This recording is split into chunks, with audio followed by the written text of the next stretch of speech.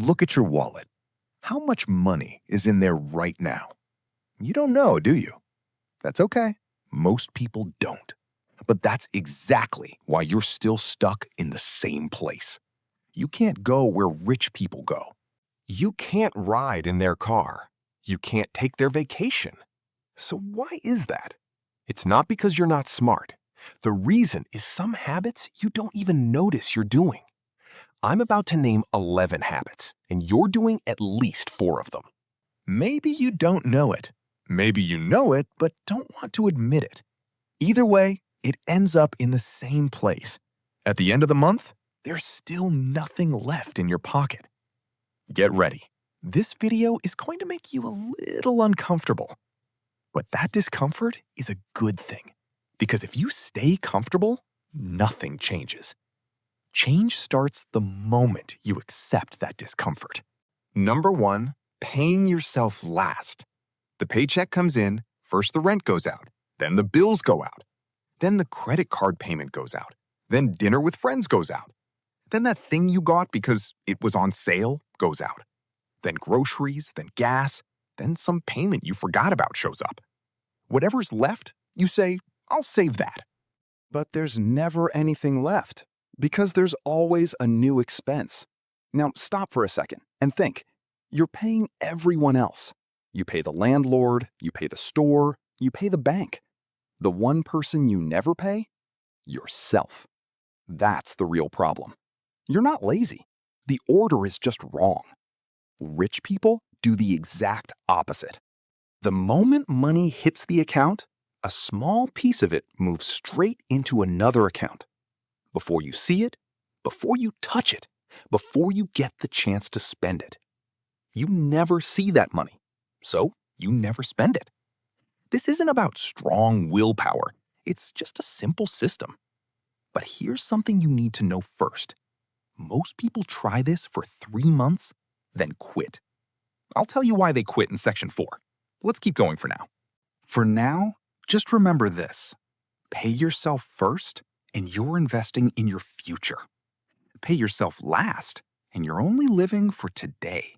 And living only for today never saves tomorrow.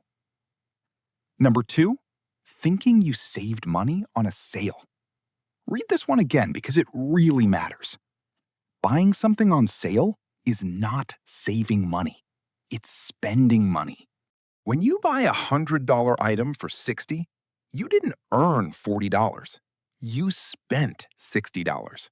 That $40 will never actually land in your pocket. It's just a number on a screen, tricking you into feeling like you did something smart. Black Friday, big sale days, notifications that scream only 3 hours left. They all play the same trick. They rush you. They make you decide without thinking. They make you feel like you're missing out, when really, you're not missing anything at all. If you weren't planning to buy that item before the sale started, the discount isn't a deal. It's just a slightly smaller amount of money you didn't need to spend. The best deal is the one you never took. Lock that into your head once, and you'll remember it every time you're about to check out. Number 3, not knowing where your money goes. Here's a question. How much did you spend on food this month? You don't know, do you? Okay, how much goes to subscriptions every month? You don't know that either. And how many times did you say, just this once this month? This is called walking around with your eyes closed. You can't control what you don't measure. And when you don't measure it, money starts controlling you. Tracking your spending feels uncomfortable because it shows you the truth. Sometimes that truth looks like this. $90 a month is going to 3 services you never use. Sometimes it looks like this. Your groceries cost twice what you thought.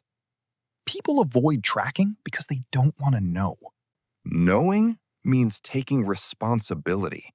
So for 1 month, write down every single cent, every coffee, every "it's just $5" moment. Even a simple app on your phone works. Just be honest with yourself. The picture you'll see will surprise you, and it might sting a little. But your eyes will finally be open, and money can't sneak past open eyes. Number 4, spending automatically rising with your income. We call this lifestyle inflation. You got a raise. Congratulations, you earned it. But then what happened? You moved to a bigger place. You got a new car. You started eating out more often. New clothes showed up in your closet. Your vacations got bigger. 6 months later, you realize you're earning more, but you're still just as broke. Your bank balance is the same. Your stress is the same. Your goals are still just as far away. The only difference is that going back now feels like losing something. So you stay stuck at that higher level. You might even go into debt just to keep up that lifestyle. The raise was supposed to change your life, but you spent the difference and changed nothing. Living better isn't a bad thing, but you have to do it slowly, and you have to think it through. Secure your financial foundation first. Don't do it right away. Don't do it automatically. When a raise comes, the first question shouldn't be, what should I buy? It should be, how much should I set aside? Number 5, using credit cards as a crutch. I'll buy it now. I'll figure it out later, is the sentence that slowly sinks you. Interest piles on top of interest. The debt grows quietly. It's not fast enough to scare you right away, but it's not slow enough to ever let you escape either. When you only make the minimum payment, you're not paying off the debt. You're paying the bank to keep you in debt forever. A credit card isn't a bad thing. It gives you convenience. But use it like a crutch, and it drags you straight to the bottom. Why? Because the card hides the pain of spending from you in the moment. You tap, it's done, the money never feels real. Then, the bill at the end of the month feels like just a piece of paper. Like it isn't real. Like it's someone else's money. Here's a simple rule. If you can't pay for it with the money you have today, you can't afford it. Use the card as a tool, not as a door into debt. Follow this one rule, and the card stops controlling you. Number 6, shopping for the person you wish you were. Your closet is full of clothes you never wear. There's workout equipment sitting in the corner collecting dust. There are books you never read, kitchen gadgets you used once and never touched again. Why did you buy all of this? Because you dreamed of being the person who runs, the person who reads, the person who cooks amazing food. But that person never actually showed up. What you're left with is just expensive stuff you never use. Before you buy anything, ask yourself, have I actually done something that proves I'm becoming that person? If the answer's no, that purchase is just an expensive costume for a life you're not living. Real change starts with actions, not with shopping. Number 7, saying yes to every invitation. A dinner invite comes in, and you can't say no. You want people to see you as the fun one. Then a weekend trip comes up. Then concert tickets. Then an expensive restaurant that nobody actually likes, but someone already picked. Every single yes feels small and harmless on its own.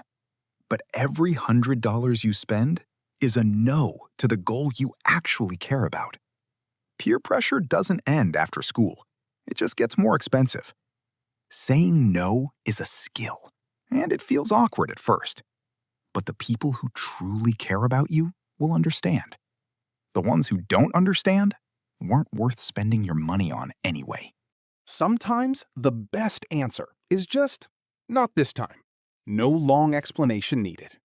Number 8, saying, I'll start once I earn more.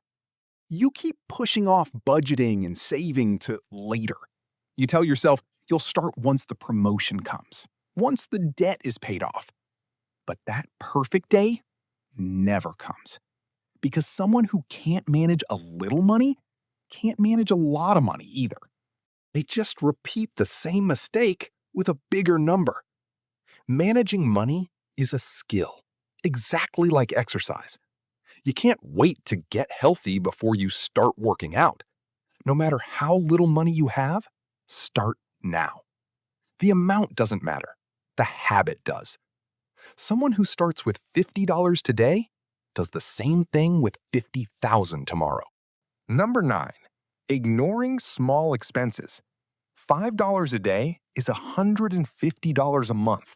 That's $1,800 a year and over $20,000 in 10 years. And that's without even counting what you'd earn if you invested that money instead. Drinking coffee isn't the problem. Not knowing how much you're spending on it is. The same goes for subscriptions. Each one looks small on its own. Spending money on purpose sets you free. Spending money without noticing slowly drains you. Small leaks take more money than big holes ever do. Number 10, saying, "I'll invest later." Someone who invests $200 a month starting at age 25 could have close to $600,000 by 65. Someone who starts the same amount at 35 ends up with only about $270,000. Waiting 10 years cuts your final result by more than half. Because growing money depends on time.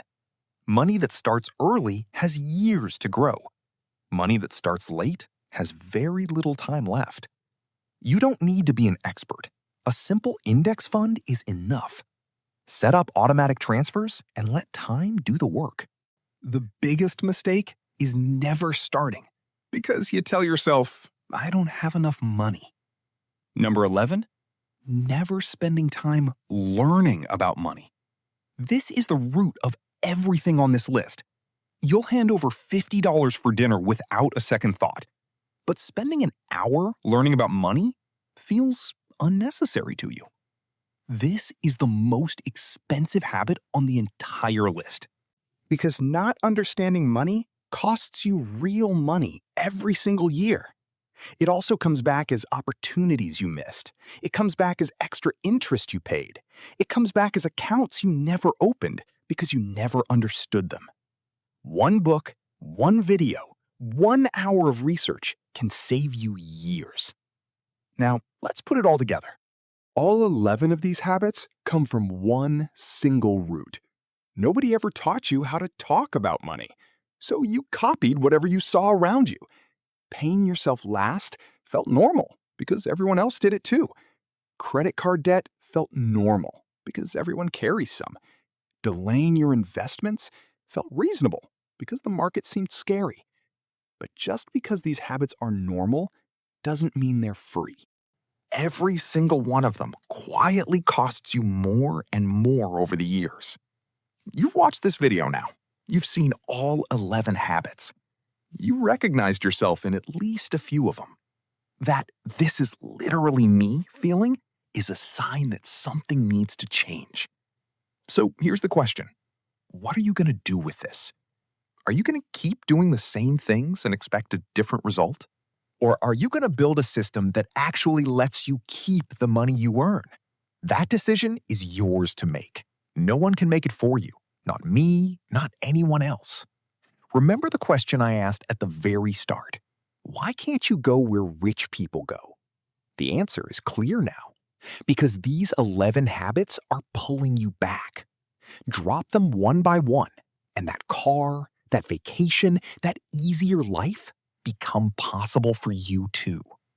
The best time is now, because real change begins the moment your discomfort gets big enough. And that change starts with one small step. Today, right now.